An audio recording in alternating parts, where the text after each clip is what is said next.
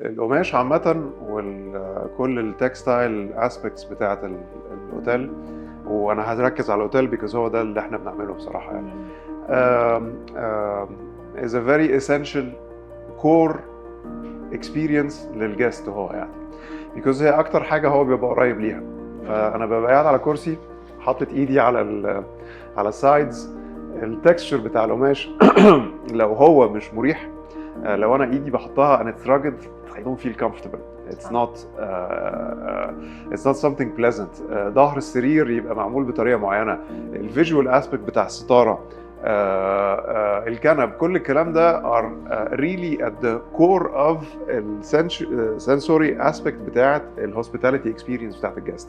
فدي بتبقى مهمه جدا جدا جدا.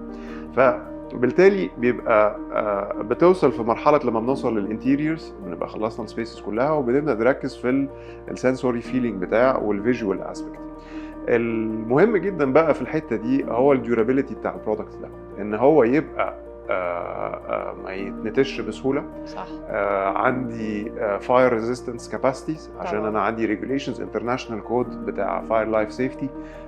عندي راب تيستس بتتعمل لحد القماشه دي تبقى عندها 30,000 مارتنديل راب تيست بسبيكس معينه.